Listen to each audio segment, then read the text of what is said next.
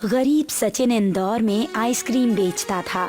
सचिन रात 11 बजे तक आइसक्रीम बेचता, फिर फैक्ट्री में अपनी आइसक्रीम गाड़ी जमा करने के बाद घर लौटता। उसके छोटे से घर में उसका बड़ा परिवार रहता था, उसकी पत्नी, 2 बच्चे और बूढ़े पिता। ये लो दीपक और रचना, तुम्हारी आइसक्रीम। हुर्रे, मुझे मिली है वेनिला वाली और मुझे मिली है चॉकलेट वाली। खाने के बाद दांत जरूर साफ करना, वरना दांतों में कीड़े लग जाएंगे। गीता, खाना ले आओ। सब्जी तो आज खत्म हो गई। वीरपुर वाली चाची आ गई थी। एक तो वैसे ही हमारे घर में इतने सारे लोग हैं, ऊपर से मेहमान टपक जाते हैं। रोटियां रखी हैं। दाने दाने पर लिखा है खाने वाले का नाम। सब्जी उनके भाग्य में थी जो उन्होंने खा ली। तुम मुझे प्याज की चटनी दे दो। सचिन, मेरे लिए आइसक्रीम लाया कि नहीं? पापा, आप अपनी उम्र के हिसाब से चीजें खाया करिए ना। आइसक्रीम बूढ़े लोग नहीं खाते। बेटा, कई वर्ष बीत गए, कोई मीठा पकवान नहीं खाया। सोचता हूँ आइसक्रीम खाकर ही काम चलाऊं।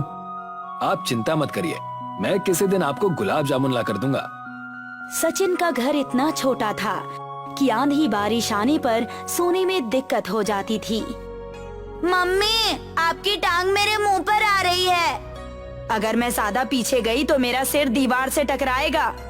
और दीवार मजबूत नहीं है, तो मम्मी का सिर दीवार पार करके पड़ोस की पिंकी ताई के घर पहुंच सकता है। पापा, ऊपर एक मंजिल बनवा लीजिए। जब सारे लोग सोते हैं तो ओवरलैपिंग हो जाती है।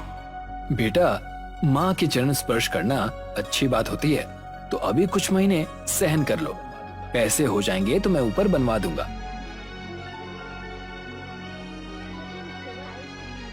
सचिन सुबह आइसक्रीम गाड़ी लेने अपनी फैक्ट्री में चला जाता था। बोलो, आज कितने का माल चाहिए? आज 2000 का माल डाल दीजिए। वनीला फ्लेवर वाली आइसक्रीम बढ़ा देना। 2000 का नहीं, 3000 का ले जाओ। थोड़ी मेहनत करके बेच लेना। इस हफ्ते आइसक्रीम ज्यादा बन गई है। साहब, पर मेरे पास सिर्फ 2000 रुपए हैं। रुपयों का हिसाब बाद में हो जाएगा, तुम अभी माल लेकर जाओ। सचिन पूरी दोपहरी सड़कों और बाजार में घूमता। आइसक्रीम वाला, वनीला, मैंगो, चॉकलेट, स्ट्रॉबेरी सब मिलेगी। बच्चों, जवानों, आ जाओ, दोपहर में ठंडक पालो। वनीला वाली आइसक्रीम कितने की है बेटा? 20 रुपए से वनीला फ्लेवर की शुरुआत है अम्मा। 2 रुपए वाली कोई आइसक्रीम नहीं है क्या? अम्मा, 2 रुपए की मेरे पास कोई आइसक्रीम नहीं है। थोड़ी सस्ती वाली भी आइसक्रीम रखा करो। गरीब लोग आइसक्रीम कैसे खाएंगे? हाँ? मैं खुद एक गरीब आदमी हूँ अम्मा। आइसक्रीम की कीमत फैक्ट्री निर्धारित करती है, हम तो सिर्फ बेचते हैं। कुछ देर बाद एक लड़का सचिन के पास आया। भैया, मुझे एक ऐसी आइसक्रीम चाहिए जिसमें मैंगो, चॉकलेट और स्ट्रॉबेरी तीनों मिक्स हो। ऐसी तो कोई आइसक्रीम नहीं आती, लेकिन तुम एक काम कर सकते हो। तीनों आइसक्रीम खरीद लो और घर जाकर एक बर्तन में तीनों आइसक्रीम को मिक्स कर लेना, फिर वो तुम्हारी मनपसंद आइसक्रीम बन जाएगी। ठीक है, मुझे तीनों आइसक्रीम दे दो। रात में जब सचिन फैक्ट्री से लौट रहा था तो अचानक आइसक्रीम की गाड़ी का टायर फट गया। ओफो, लगता है आज फैक्ट्री पहुंचते पहुंचते 12 बज जाएंगे। सचिन गाड़ी घसीटते हुए बड़ी मुश्किल से फैक्ट्री तक पहुंचा।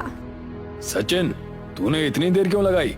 मैं कब से तेरा इंतजार कर रहा हूँ। सुबह तू 1000 का माल एक्स्ट्रा लेकर गया था। चल पैसे ला। साहब, मैंने बहुत कोशिश की लेकिन माल निकल नहीं पाया। आप चाहे तो माल वापस रख लीजिए। गाड़ी का टायर भी फट गया है, कल आप ठीक करा दीजिएगा। नहीं, माल वापस नहीं होगा। तुम्हें माल के पैसे तो चुकाने ही होंगे, साथ साथ फटे टायर के भी पैसे देने होंगे। ये आप क्या कह रहे हैं साहब? टायर मेरी वजह से नहीं फटा, ये पुराना हो चुका था, शायद इसलिए फटा है। गाड़ी का रख रखाव और मरम्मत तो फैक्ट्री की जिम्मेदारी है। नहीं, फैक्ट्री इन सब छोटी मोटी चीजों का खर्चा नहीं उठाएगी। कल तुम्हें 1000 रुपए माल के और 1000 रुपए टायर के देने होंगे। सचिन उस दिन उदास होकर घर पहुंचा। पापा, आज हमारे लिए कौन सी आइसक्रीम लेकर आए? तुम दोनों क्यों रोजाना आइसक्रीम मांगते हो? जाकर सो जाओ। आज मैं कोई आइसक्रीम नहीं लाया हूँ। खाना खाते समय गीता ने सचिन से पूछा, आप बच्चों पर नाराज क्यों हुए? क्या आज कमाई नहीं हुई? फैक्ट्री का मालिक जबरदस्ती ज्यादा माल पकड़ा देता है और फिर पैसे मांगता है। गाड़ी का टायर फट गया, उसके भी पैसे मुझसे मांग रहा है।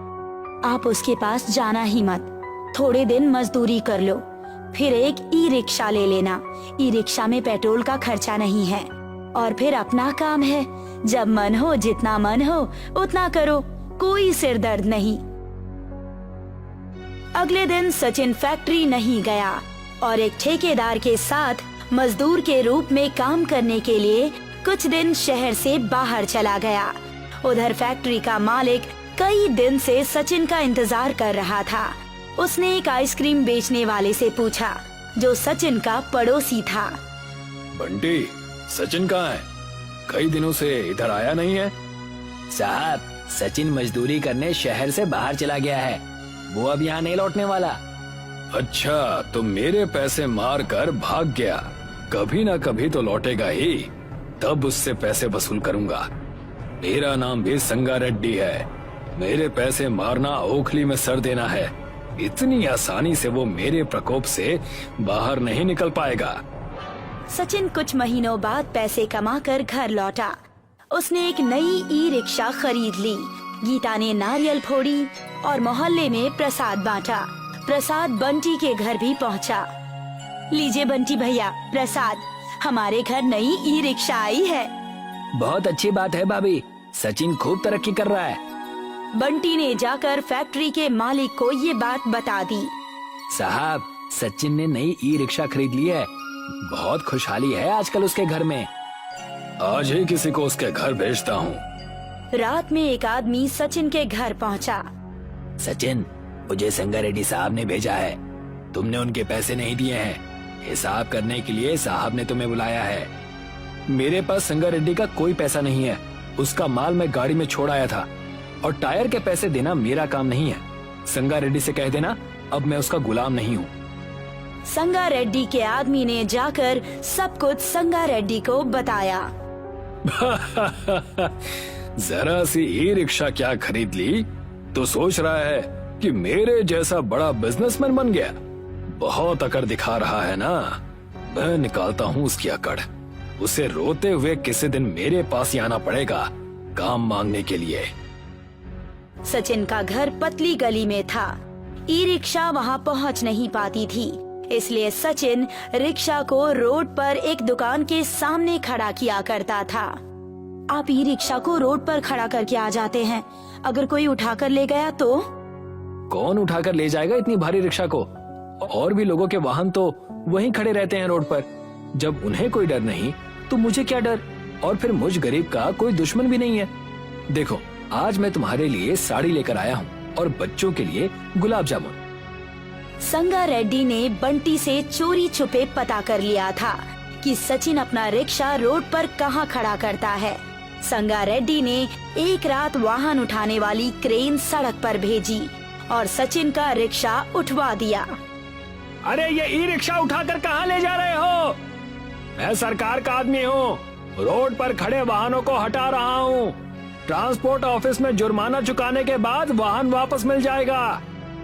ऐसा कहकर संगा रेड्डी का आदमी ई रिक्शा को उठाकर ले गया। काफी दूर जाकर वो एक हाईवे पर पहुंचा। हाईवे के किनारे ढलान पार करके एक तालाब था। क्रेन ने ई रिक्शा को ढाल पर छोड़ दिया। ई रिक्शा लुढ़कती हुई तालाब में जा पहुंची और डूब गई। अगले दिन सचिन सुबह सुबह रोड पर पहुंचा तो उसने देखा कि ई रिक्शा वहाँ पर है ही नहीं। उसने लोगों से पूछताछ की तो एक आदमी ने उसे बताया कि ट्रांसपोर्ट ऑफिस का आदमी ई रिक्शा को उठाकर ले गया है। सचिन ट्रांसपोर्ट ऑफिस में पहुंचा। नहीं, हमने तुम्हारी ई रिक्शा नहीं उठाई है। लगता है कोई सरकार के नाम का इस्तेमाल करके तुम्हारा वाहन उठाकर ले गया। सचिन ने ई रिक्शा को बहुत ढूंढा, लेकिन उसे अपनी ई रिक्शा कहीं पर भी नहीं मिली। सचिन ई रिक्शा को ढूंढते ढूंढते हाईवे तक पहुंच गया।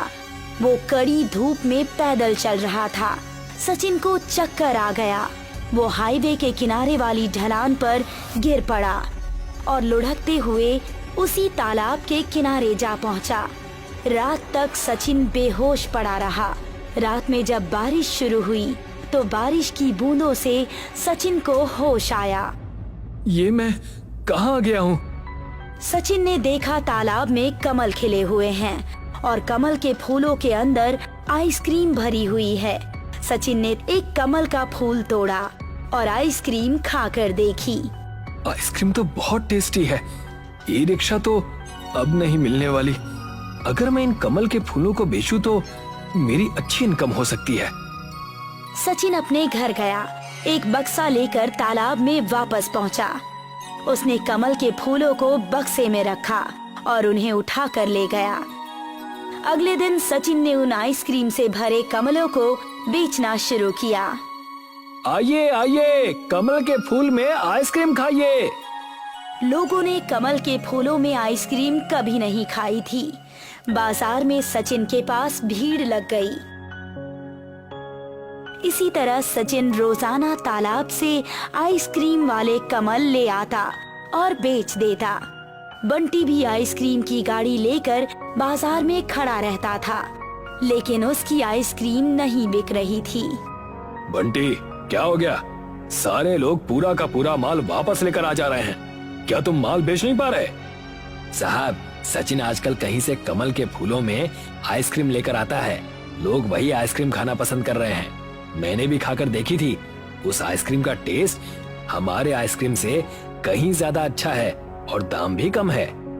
अच्छा, तो ये बात है। सचिन मेरा धंधा चौपट कर रहा है। इस तरह तो फैक्ट्री ही बंद हो जाएगी। थोड़ा धैर्य रखो बंटी, मैं कुछ करता हूँ। एक दिन एक बूढ़ा आदमी सचिन के पास आया। बेटा, मेरे पास पैसे नहीं हैं, लेकिन मैं बहुत सारी आइसक्रीम खाना चाहता हूँ। क्या तुम मुझे उस जगह पर ले चलोगे जहाँ से तुम ये आइसक्रीम वाले कमल के फूल लेकर आते हो? मैं वहीं पर आइसक्रीम खाना चाहता हूँ। मेरे ऊपर दया करो, ये मेरी अंतिम इच्छा है। कुछ दिन पहले ही सचिन के पिता की मृत्यु हुई थी। उस बूढ़े आदमी में सचिन को अपने पिता दिखाई दिए। सचिन बूढ़े आदमी को रात में तालाब पर ले गया। ये देखिए अंकल, मैं यहीं से कमल तोड़कर ले जाता हूँ। अगली रात जब मैं आता हूँ तो यहाँ नए कमल आ जाते हैं। मैं नहीं जानता ये कैसे होता है, पर इन्हीं कमल की वजह से मैं पैसे कमा पा रहा हूँ। उस बूढ़े आदमी को संगा रेड्डी ने भेजा था। बूढ़े आदमी ने जाकर संगा रेड्डी को सब कुछ बता दिया। ठीक है अंकल, अब तुम्हारा काम खत्म हुआ। ये लो अपने पैसे और चले जाओ यहाँ से। किसी को उस तालाब के बारे में मत बताना। मैं अकेले ही उस तालाब पर जाऊंगा। संगा रेड्डी एक ट्रक लेकर उस तालाब पर पहुंचा, लेकिन उसे वहां कोई कमल दिखाई नहीं दे रहा था। ये क्या? यहाँ तो कोई कमल नहीं है। लगता है कमल तालाब के अंदर होंगे। संगा रेड्डी ने तालाब में डुबकी मार दी और अंदर चला गया। वो सांस रोककर काफी देर तक तालाब के अंदर कमल ढूंढता रहा। अचानक उसका पैर किसी चीज में फंस गया। संगा रेड्डी ने देखा कि उसका पैर सचिन की ई रिक्शा में फंस गया है। उसने अपने पैर को निकालने की बहुत कोशिश की, लेकिन वो अपना पैर ई रिक्शा से नहीं निकाल पाया। संगा रेड्डी ज्यादा देर तक सांस नहीं रोक पाया और पानी के अंदर ही बेहोश हो गया।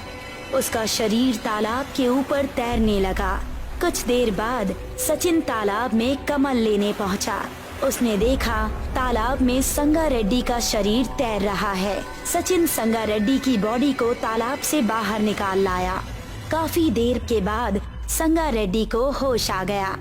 रेड्डी साहब, आप यहाँ कैसे आए? संगा रेड्डी की आंखों में आंसू आ गए। मुझे माफ कर देना सचिन, मैंने ही तुम्हारी ई रिक्शा उठवाई थी। मैं तुम्हारे कमल चुराने आया था, लेकिन इस तालाब के अंदर डूबे तुम्हारे ई रिक्शा में ही मेरा पैर फंस गया और मैं पानी के अंदर बेहोश हो गया। अगर तुम समय पर नहीं आते तो मैं बच नहीं पाता। मेरी तुमसे कोई दुश्मनी नहीं, लेकिन अपने अहंकार के कारण मैं पागल हो गया था। कोई बात नहीं साहब, देर आए दुरुस्त आए। कम से कम अब आपको अपनी गलती का एहसास तो है। तुम्हारी आइसक्रीम के सामने मेरी आइसक्रीम नहीं टिकने वाली। मैं इस फैक्ट्री को बेचकर दूसरे शहर में फैक्ट्री लगाऊंगा। संगा रेड्डी शहर छोड़कर चला गया। सचिन कमल के फूलों में आइसक्रीम बेच कर काफी अमीर हो गया और उसने अपनी फैक्ट्री शुरू कर दी।